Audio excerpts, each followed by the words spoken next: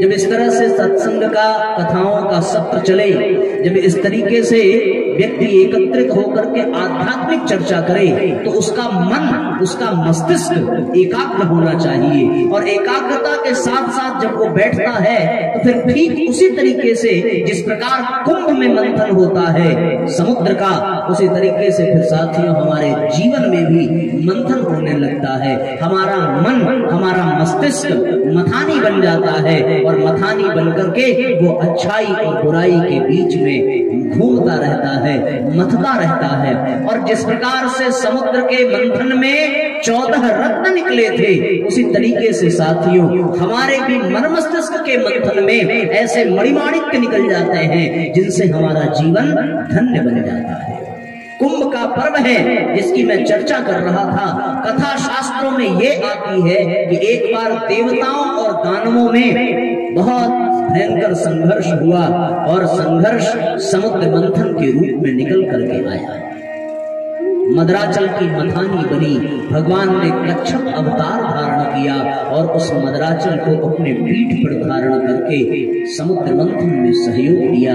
वासुकी नाग की रस्सी बनाई गई, मुंह की तरफ देवता राक्षस आए, पूंछ की तरफ देवता आए और दोनों ने मिलकर के समुद्र मंथन किया। कभी मथानी इधर घूमती, कभी उधर घूमती, समुद्र मंथन हुआ।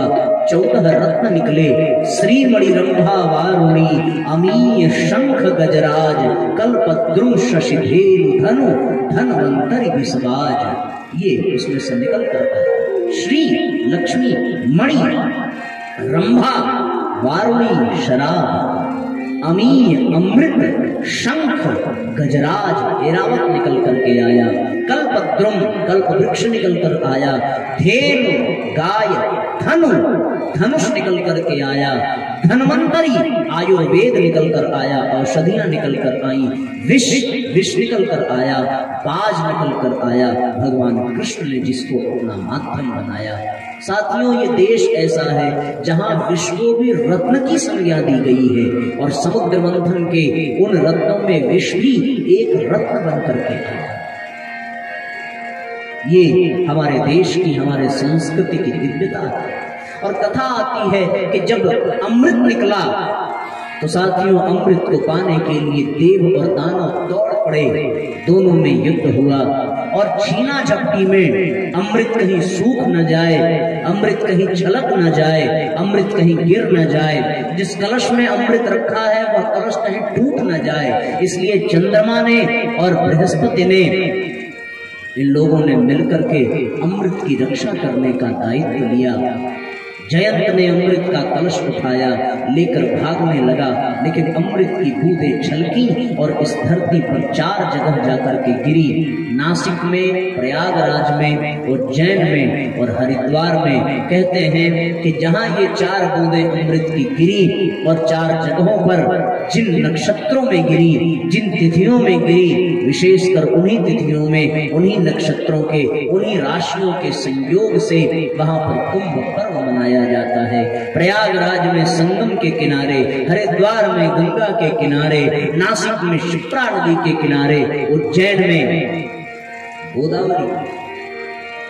बहुत विधिवत कुंभ के पर्व का आयोजन प्रत्येक 12 वर्ष में उन पर्वों पर मनाया जाए। ये कुंभ क्या है, ये समुद्र मंथन क्या है, इसके दर्शन को हमें समझना चाहिए। समुद्र मंथन देव और दानवों के बीच में, अर्थात अच्छाई और बुराई के बीच में।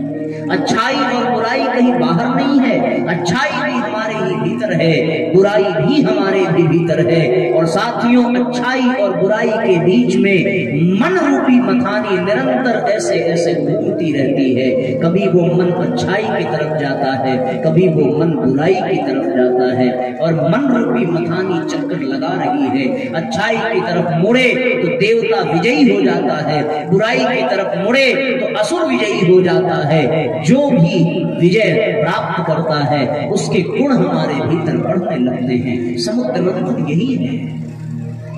और इस समुद्र मंथन में पहले विष निकलता है, अमृत बाद में निकलता है। और साथियों विष जब निकलता है तो पूरी सृष्टि में हाहाकार मच जाता है। ये विष क्या है? ये विष है दुर्गुण, ये विष अहंकार का है, क्रोध का है, लोभ का है, मोह का है। जब मन का मंथन चले तो साथियों मंथन में हमें ये पता चलता है कि हमारे भीतर कौन सी कमी है, कौन सी बुराई है। उस बुराई में सबसे पहले वो विष ही निकलता है और फिर आवश्यकता पड़ती है उस विष के पान की। यदि वो विष इस दुनिया में रह गया, कहीं गिर पड़ा, तो साथियों मृत्यु प्रदान करेगा, वो अमृत प्रदान नहीं करेगा। फिर उस विष को पीने के लिए किसी शिव की आवश्यकता है, किसी ऐसे देवता की जिसके मुख में राम का नाम हो और हृदय में स्वयं राम हो, वही विष को पी सकता है। और आज इस समाज में यदि इस भूमिका में कोई है साथियों, साक्षात विष को पीने वाला, साक्षात कोई शिव है, तो वो साथियों स्वयं परम पूज्य गुरुदेव है। यदि वो जीवन में है तो हमारे मन के मंथन से निकलने वाले विष को प्राप्त कर लेंगे और उस विष को पी करके हमें अमृत प्रदान करेंगे। इसलिए जीवन में गुरुदेव का होना आवश्यक है। तो कुंभ के पर्व पर उस समुद्र मंथन की याद आती है, और समुद्र मंथन की याद आवे तो शिव की याद आती है। और साथियों ये विष कुछ और पदार्थ भले हो, और साथियों विष है दुर्गुण, विष है दरिद्रता, विष है मृत्यु, विष है भय, विष है विनाश, जिसके कारण व्यक्ति का पतन होता है। और अमृत क्या है? अमृत कोई पदार्थ हो ऐसा कभी देखने में नहीं मिला। यदि अमृत कोई पदार्थ होता तो उसको खरीदने के लिए लोग अपने जान की भी बाजी लगा देते। अमृत कोई पदार्थ नहीं है। अमृत वो है जो अमरता प्रदान करता है, अमृत वो है जो नश्वरता प्रदान करता है, अमृत वो है जो चेतना प्रदान करता है, अमृत वो है जो सद्गुण प्रदान करता है। ये सद्गुण ही अमृत है और दुर्गुण ही विष है।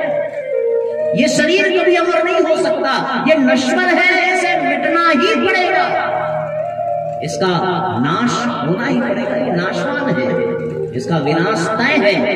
कालो जगत भक्षकः, पूरे दुनिया को काल खा रहा है, उसको मिटा रहा है।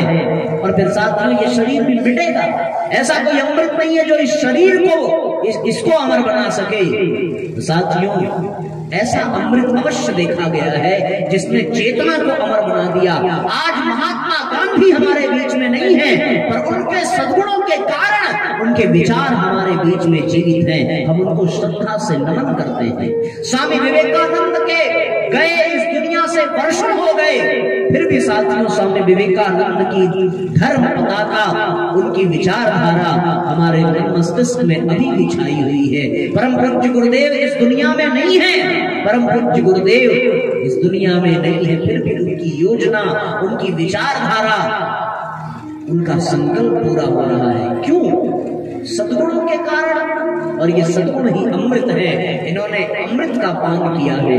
हम सब भी चाहें तो समुद्र मंथन से निकले हुए, अर्थात अपने मन रूपी मथानी के मथने से, दुर्गुण और सद्गुणों के मंथन से जब सद्गुण की विजय हो तो सद्गुणों को धारण करें, और सद्गुणों को धारण करके हम अपने जीवन को, अपनी चेतना को, अपने यात्रा को अमर बना सकते हैं। हमारे जाने के बाद भी हमारे आने वाली पीढ़ियां हमें स्मरण करती रहेंगी, हमें याद करती रहेंगी, हमें भगवान की तरफ पूजती रहेंगी। कुछ ऐसा होना करे। आज कोई हमसे अपने परदादा के परदादा का नाम पूछ ले तो हम बता नहीं सकते। एक आध व्यक्ति भले बता दे, पर अधिकतम लोग होंगे जो बता नहीं पाएंगे अपनी तीसरी चौथी पीढ़ी के लोगों का नाम। लेकिन आज वर्षों पूर्व चले गए विवेकानंद, महात्मा गांधी, रामकृष्ण परमहंस को हम याद करते हैं। क्यों? क्योंकि उन्होंने सद्गुण रूपी अमृत का पान किया और उसके कारण उनकी चेतना